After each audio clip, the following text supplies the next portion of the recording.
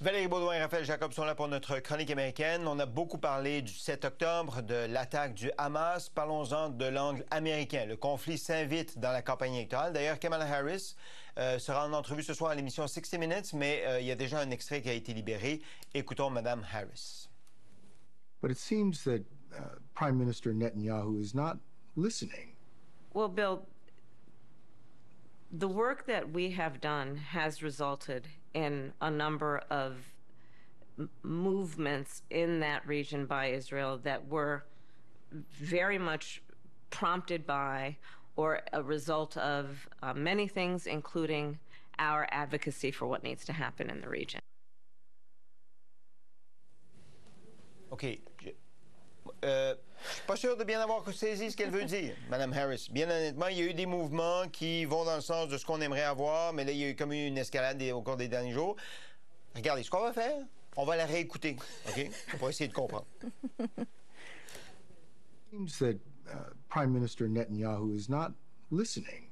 Well, Bill, the work that we have done has resulted in a number of movements in that region by Israel that were very much prompted by or a result of many things, including our advocacy for what needs to happen in the region.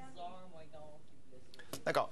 La question, c'était, M. Netanyahou résiste, Valérie. Donc, on a l'impression que les États-Unis, dans le fond, sont... Puis la réponse de Mme Harris parle d'elle-même d'une certaine façon, sont comme impuissants face à Netanyahou, non? Oui, c'est pas évident. Puis là, on a, le bout le plus confus de la réponse, où je vous avoue, je suis pas non plus capable de déceler exactement ce qu'elle voulait dire, mais le avant, le après, il y avait quand même des petites pointes à Netanyahou. Après, on lui a demandé comment est votre relation avec lui, puis finalement, elle parlait de la bonne relation avec les Israéliens en général, sans vouloir parler de Netanyahou. Alors, il y a quand même eu des petites pointes, mais finalement, oui, on patauge, on n'est pas capable de sortir de cette situation parce que c'est extrêmement critique. On appuie Israël, mais Netanyahou fait bien sûr ce qu'il veut. Les États-Unis ne sont pas d'accord avec plusieurs choses, dont l'incursion en ce moment au Liban. Il y avait eu par la suite une espèce de ligne rouge pâle, hein, comme je l'avais baptisé à d'autres reprises, que Biden avait établi pour parler de ce qui se passe dans la bande de Gaza, pour une invasion terrestre à certains endroits. Bref, on essaie de japper un peu fort, mais pas trop, pour ne pas déranger, pour ne pas faire mal à l'électorat israélien d'origine israélienne ou d'origine juive, plutôt, je devrais dire. Mais en même temps, on se souvient que les Arabo-Américains qui sont en grande, je dirais, concentration, entre autres au Michigan, sont toujours pas contents. Il y a cette menace-là de protestation, de vote de protestation pour ne pas voter pour Kamala Harris. Alors tout ça, là, c'est extrêmement complexe, peut-être autant que sa réponse. Et vous avez dit Michigan, c'est un État clé, hein? Faut pas l'oublier. Oui, exactement. Raphaël.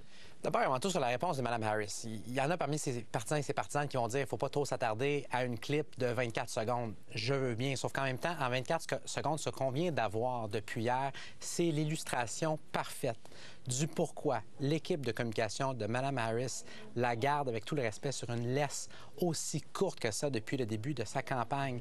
David Plouffe, qui est un stratège brillant qui avait aidé à mener les deux campagnes victorieuses de M. Obama à la Maison-Blanche en 2008 et 2012, fait maintenant partie de l'équipe de Mme Harris.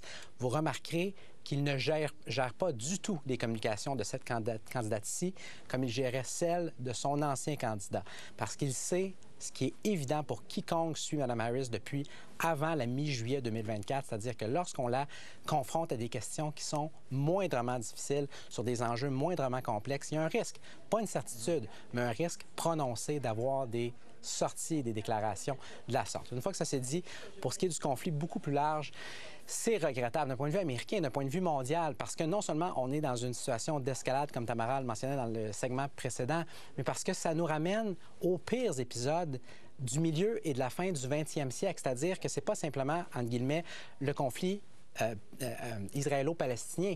C'est un conflit maintenant qui devient de plus en plus régional entre Israël d'un côté et plusieurs pays arabes ou à majorité arabe qui soit sont implicitement ou explicitement alliés les uns avec les autres. Et il n'est pas simplement question, et ça il faut le réaliser, de pays comme l'Irak, le Yémen et le Liban qui semblent être beaucoup plus activement, évidemment, impliqués dans le conflit. C'est qu'il y a aussi des relations qui étaient diplomatiques, plutôt des relations diplomatiques qui étaient, somme toute, assez chaleureuses depuis un bon bout de temps, avec des pays, par exemple, comme le Maroc, comme le Bahreïn, comme les Émirats arabes unis, et avec lesquels ça devient de plus en plus tendu. Donc, c'est toute cette région-là du monde qui, présentement, souffre. C'est d'une grande tristesse. avec le risque d'escalade, évidemment, à la clé. Valérie, parlez-moi de la visite de M. Trump à Butler. Donc, c'est l'endroit où il avait été victime d'une tentative d'assassinat. Et il avait de la visite, notamment Elon Musk, qui est venu... on savait qu'il donnait son appui à M. Trump, n'est-ce pas, Valérie? Oui, oui, tout à fait. Il l'a dit ouvertement et il est, disons, son porte-parole sur le réseau X, qui est son réseau, puis on le voit sauter. Regardez-le sauter en arrière, là. Il est comme très excité d'être là. Ah oui, bien, il y a des images d'ailleurs de lui en train de sauter là, qui sont un peu particulières. On dirait un enfant très, très énervé d'être sur place. Alors, Elon Musk, l'homme le plus riche de la planète, qui donne son appui à Donald Trump et qui a dit quand même, il disait qu'il faisait partie du mouvement Dark MAGA, bien sûr aussi en référence à Dark Brandon, qui était, vous vous souvenez, ce que Joe Biden utilisait pour dire que c'était un peu son alter ego, qui était sans filtre et tout ça. Et là, Dark MAGA pour le mouvement Make America Great Again. Qu'est-ce que ça veut dire exactement? Je le sais pas. On sait aussi qu'il organise ce qu'on appelle un super PAC, donc il amasse de l'argent pour Donald Trump. Il va faire campagne pour lui. Il paie des gens aussi avec ce super PAC pour aller inscrire d'autres personnes sur les listes électorales. Et le dernier moment, je dirais, un peu dangereux d'Elon Musk encore dans ce discours, c'est de dire, bien finalement, si Harris est élu, bien, ce sera la dernière élection de toute l'histoire, un peu comme Donald Trump le disait, ce qui est, écoutez, à moi d'un changement que je ne vois pas venir, complètement faux, là. Absolument. D'un point de vue démocratique, c'est regrettable et c'est dangereux. Je pense qu'il faut nommer un chat, là.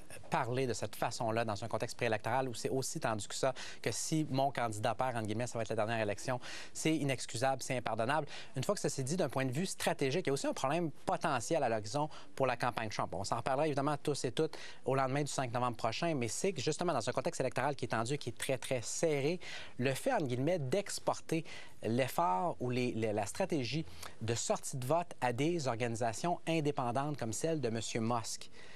Ça semble, pour le moins, tout un pari de la part du camp Trump. Encore une fois, on verra. Peut-être que M. Trump l'emportera le 5 novembre prochain, mais d'un point de vue de structure, d'organisation et de financement, je serais beaucoup plus à l'aise présentement à 29 jours du scrutin du côté Harris que du côté Trump présentement.